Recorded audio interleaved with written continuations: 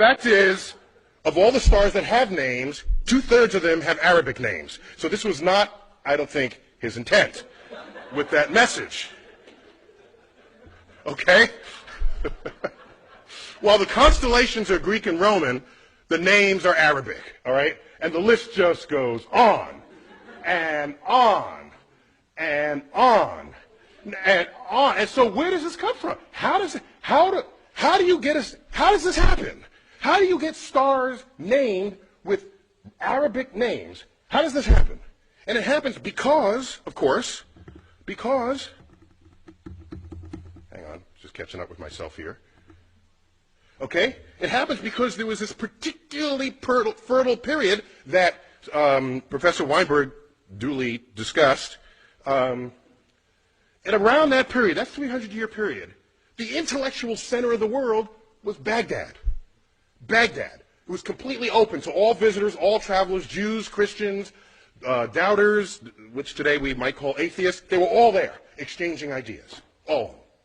All of them. And it was that period where you had the advances in, like, engineering and biology and medicine and mathematics.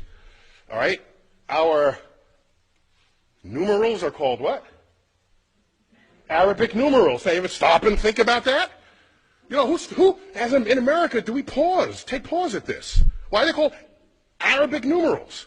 Okay, they fully exploit the discovery of the zero, create a whole field called algebra, itself an Arabic word. Algorithm is an Arabic word. All this is going on, and it's all traceable, not to some long 1,000-year tradition in Islam. It's traceable to this 300-year period.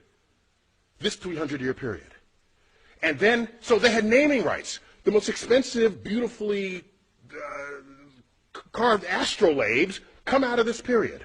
There's a great collection of these at the Adler Planetarium in Chicago, if you ever want to check them out. So navigation, celestial navigation, all of this is traceable to this period.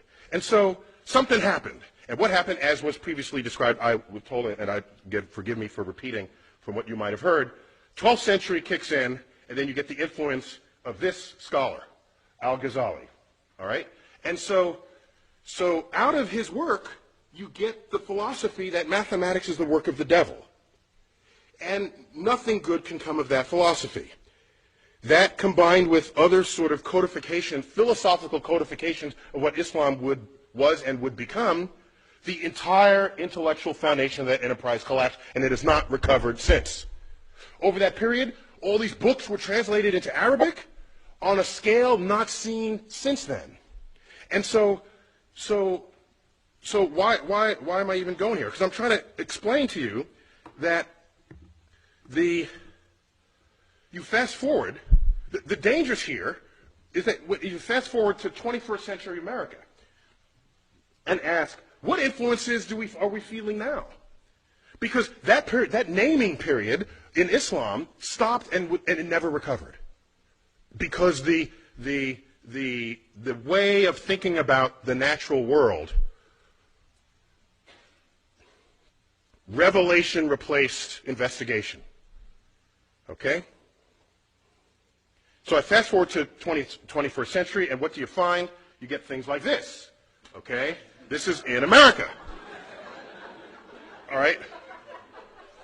So now, what I find interesting is it's a level of passion that it requires to actually do it. You got to like pay for this, okay? A sensitivity to the money aspect of it. But we all know tomorrow's economies will be founded on innovations in science and technology, and of course that gets cut short if we lose our civilization, as what happened in Islam in 1100. And the last thought I'll leave you with, which concerns me greatly, if you do the math, okay? You know, you look at all the Nobel Prize winners there ever were, some even in this room, and ask how many were Muslim. And it's like one, maybe two. Okay, I think a second one was in economics. And the one we referred to was described earlier, the co-winner of the Nobel Prize with Professor Weinberg, Abdus Salam. And he's not Middle Eastern Muslim, he's Pakistani Muslim. Okay? Now, how many Nobel Prizes are won by Jews? It's like a fourth of the Nobel Prizes. Okay? Some high fraction. of the total. And then you look, how many Muslims are there in the world? It's like 1 billion Muslims. How many Jews? 15 million tops. Okay? So you could ratio these numbers. Had Islam not collapsed in its intellectual standing in the year 1100, and you just do the ratios, they would have every single Nobel Prize today. So the fact that it's not only just a few, it's near zero, is deeply worrying. I'm concerned about what lost, what brilliance may have expressed itself and did not in that community over the past 1,000 years.